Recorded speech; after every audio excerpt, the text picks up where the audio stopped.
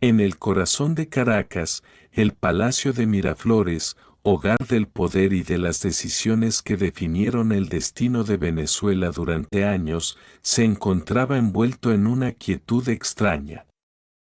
No era la calma habitual que precede a una nueva jornada de trabajo, ni el silencio de una noche de invierno. Era un vacío profundo, un eco de lo que alguna vez fue una vibrante actividad, ahora sustituida por una atmósfera de abandono. La última fiesta de Nicolás Maduro había llegado a su fin.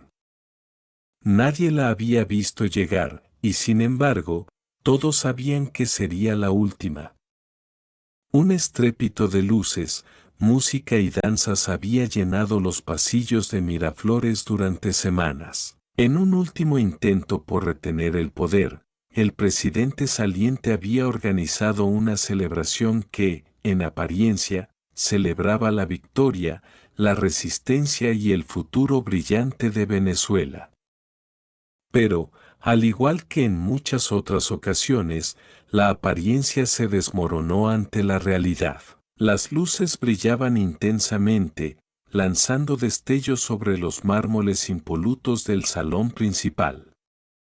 La música se mantenía, al principio, como un eco lejano, pero pronto los altavoces comenzaron a emitir sonidos de una algarabía descontrolada, como si la fiesta aún estuviera en pleno apogeo. Sin embargo, no había nadie allí. Los pasillos vacíos resonaban con los recuerdos de las voces, risas y promesas que una vez habitaron esas paredes. Las mesas, llenas de lujos y manjares exquisitos, permanecían intactas.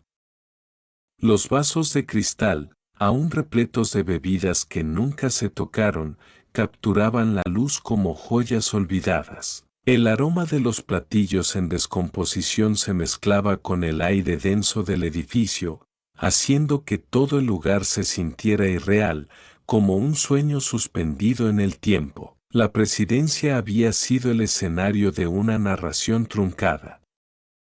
Los años de política, en los cuales los grandes discursos y las celebraciones eran casi una constante, se disolvían ahora en este último evento que, en lugar de ser una celebración triunfal, se convertía en una metáfora de la descomposición del régimen. En los muros de Miraflores, la historia de Venezuela ya no era narrada por las voces del poder, sino por el susurro de lo que ya no podía sostenerse. Los relojes del palacio, detenidos en las horas de un pasado reciente, no marcaban el tiempo de los que habían partido. La última fiesta de Maduro no fue más que una sombra de lo que fue, una última ilusión de grandeza que se desvaneció al final del ciclo. Los vestigios de la fiesta, ahora abandonados, eran el reflejo de un país que, por mucho tiempo, había buscado la salida de un laberinto que parecía no tener fin. Afuera, el sol comenzaba a caer sobre la ciudad, iluminando las avenidas vacías. Miraflores, con sus puertas cerradas, permanecía en silencio. La última fiesta no había logrado ocultar el vacío que había dejado atrás, y en su quietud, el palacio parecía esperar, al igual que todo un pueblo, el próximo capítulo de una historia que no se sabe si está por escribirse o si, ya, se ha borrado por completo. Esta narrativa es una construcción ficticia que juega con los elementos de un futuro incierto, buscando representar el fin de un ciclo y la sensación de vacío que puede surgir cuando se pierde la conexión con la gente y la realidad de un régimen. La última fiesta de Maduro en Miraflores. Continuación. El eco de las risas y los aplausos aún flotaba en el aire, como si la fiesta no hubiera terminado del todo. La gran mesa de banquete, que alguna vez fue el centro de atención de diplomáticos y aliados, ahora yacía desordenada. Los platos, antes pulidos y relucientes, estaban parcialmente vacíos, las copas apenas tocadas. Los recuerdos de las celebraciones pasadas, las promesas de futuro y el brillo de la opulencia contrastaban ahora con la crudeza del abandono. En los pasillos, los retratos de los próceres y los antiguos mandatarios de la revolución bolivariana seguían colgados en sus marcos dorados. Pero sus miradas, que antes parecían llenas de vigilia, ahora parecían más bien una ironía. La mirada distante de Simón Bolívar, imperturbable ante los cambios que el tiempo y la política traían consigo, reflejaba una nación que ya no sabía hacia dónde caminar. A lo lejos, en uno de los balcones que daban al jardín de Miraflores, una figura solitaria observaba el horizonte. Era una sombra que se desdibujaba con las últimas luces del día. La figura, aun con el brillo de su uniforme presidencial, parecía pensar en lo que vendría. Lo que antes había sido la apoteosis de su poder ahora se veía diluido, despojado de la pompa que caracterizó a los primeros años de su gobierno. Maduro había tratado de aferrarse a la idea de una revolución eterna, pero en el fondo de su mente, los murmullos de la gente y la presión de la realidad eran innegables. Los pasillos, antes tan transitados por ministros y asesores, ahora estaban vacíos, y el sonido de los pasos resonaba con un vacío profundo. Cada habitación, antes cuidadosamente preparada para recibir visitas de dignatarios y funcionarios internacionales, estaba ahora cerrada. Las luces brillaban sobre los muebles lujosos y las alfombras persas, pero la falta de personas les daba un aire fantasmagórico, como si el palacio fuera una especie de mausoleo de una era ya pasada. Mientras tanto, en el resto de Caracas, la vida continuaba sin el mismo brillo. La ciudad que alguna vez había sido testigo de grandes manifestaciones y discursos encendidos se encontraba hoy en una calma inquietante. Las calles, que antes vibraban con protestas y esperanzas, estaban desiertas. Los mercados y comercios, que alguna vez fueron inundados por la promesa de un futuro mejor, permanecían en silencio, como si hubieran entendido que la lucha ya no tenía el mismo significado. Maduro sabía, en lo más profundo de su ser, que las decisiones que tomaron los días anteriores a esta fiesta no solo marcarían el fin de su mandato, sino también el fin de una era. Las alianzas se habían debilitado, los aliados se habían dispersado, y la base de apoyo que antes parecía inquebrantable ahora se disolvía como la niebla al amanecer. La fiesta, que intentó ser una declaración de poder, terminó como un recordatorio de la fragilidad del liderazgo. Las luces brillantes, las danzas y la música solo eran un paliativo para una realidad que no podía ser ignorada. La televisión estatal, con su programación ininterrumpida, seguía emitiendo discursos grabados y reportajes sobre logros que ya no existían. Los seguidores del régimen, dispersos por el país, seguían creyendo en la narración oficial, pero los relatos se volvían cada vez más ajenos a lo que vivían en sus hogares. El contraste entre la narrativa oficial y la vivencia diaria de los venezolanos se había hecho insostenible. En Miraflores, la última fiesta continuaba en la mente de Maduro, quien se retiró finalmente a su despacho. El edificio ya no vibraba de la misma manera, y el sonido de las risas había sido reemplazado por el crujir de los muebles viejos. En su oficina, frente a un escritorio cubierto de papeles desordenados, la gran fotografía de Hugo Chávez lo observaba desde la pared. Esa imagen, que había sido la piedra angular de su poder, ya no ofrecía consuelo. Maduro sabía que las mismas promesas que había heredado de Chávez estaban vacías, que las expectativas generadas por décadas de discurso revolucionario habían quedado atrás. En ese instante, el reloj marcó la medianoche. La última fiesta había llegado a su fin.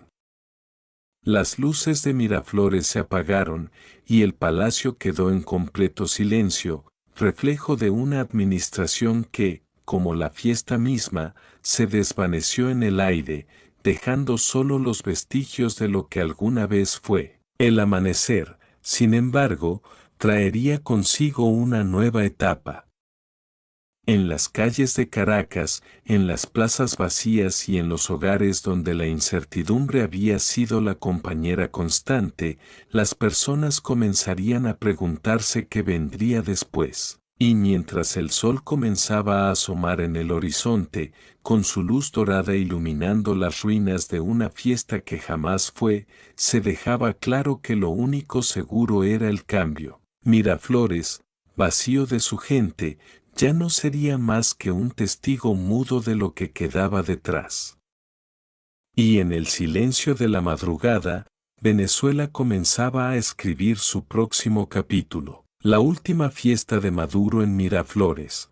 Continuación. El sol ya se asomaba lentamente sobre las montañas de la ciudad y la luz matutina comenzaba a colarse por los ventanales de Miraflores, iluminando las habitaciones vacías con una suavidad casi desconcertante. El palacio, que en su apogeo había sido el epicentro de intrigas políticas, grandes promesas y decisiones históricas, se encontraba ahora completamente desolado. Las horas siguientes a la fiesta pasaron como un suspiro en la quietud de los pasillos vacíos.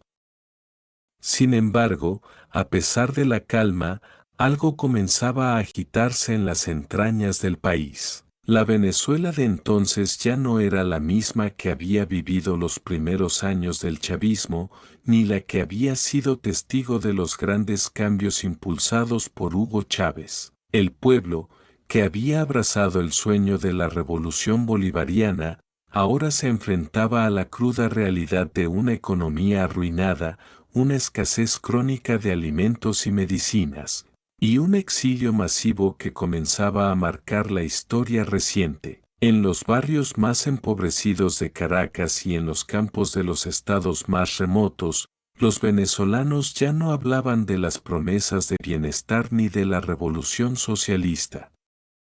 Hablaban de supervivencia. La gente, con rostros cansados y ojos apagados, ya no veía en el régimen una solución a sus problemas, sino un obstáculo más. Las fuerzas de oposición, dispersas y fragmentadas, aún intentaban articular un discurso, pero las fracturas internas y la desconfianza que se habían sembrado durante años complicaban cualquier intento de organizarse. Mientras tanto, en Miraflores, el eco de la fiesta continuaba resonando en la mente de Nicolás Maduro. Desde su despacho, mirando por la ventana hacia el Palacio de Justicia y la Plaza Bolívar, no podía evitar preguntarse si la historia lo recordaría como el último defensor de la revolución o como un simple espectador de su colapso. Los pasillos vacíos de Miraflores ya no eran los mismos que había recorrido durante las primeras marchas en apoyo a Chávez, ni los que lo vieron asumir el poder tras la muerte de su mentor. En su mente, un monólogo interno se repetía, como una grabación que no dejaba de sonar.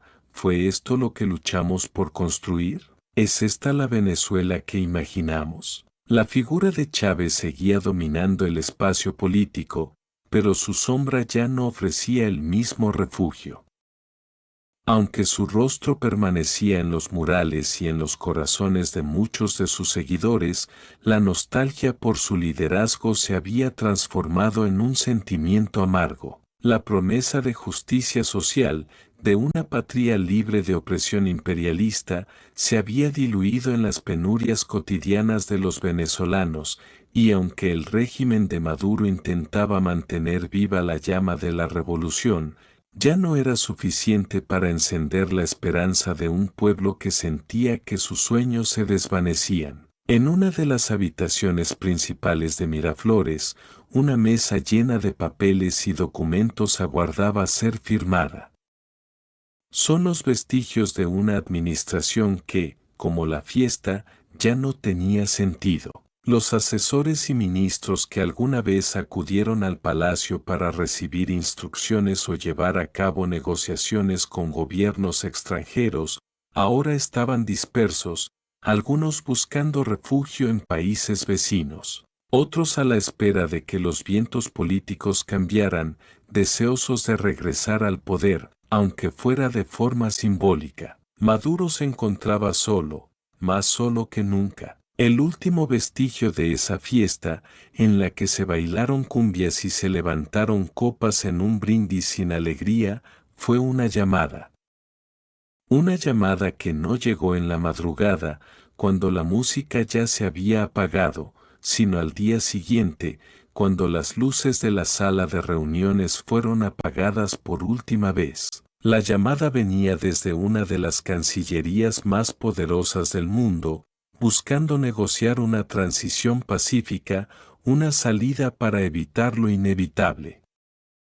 Las voces al otro lado de la línea no eran de aliados, sino de pragmáticos que buscaban asegurar sus propios intereses. Maduro, sentado en su sillón de cuero gastado, escuchaba en silencio.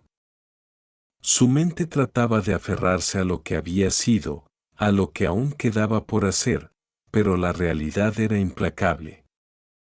Cada decisión que tomaba parecía solo prolongar lo que todos sabían que ya era inevitable, el fin de su régimen. En las calles de Caracas, las protestas ya no eran tan masivas como en otros tiempos, pero cada vez que estallaban, las imágenes de la represión llenaban las pantallas de los medios internacionales.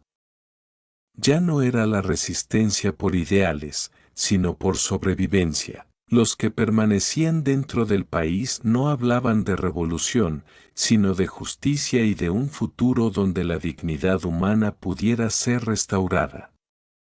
La lucha ya no era por un sistema que prometía prosperidad, sino por una Venezuela libre de la opresión que había sumido al pueblo en la miseria. Los días pasaban con la misma rutina, los informes llegaban, los informes de escasez, de hambre, de sufrimiento.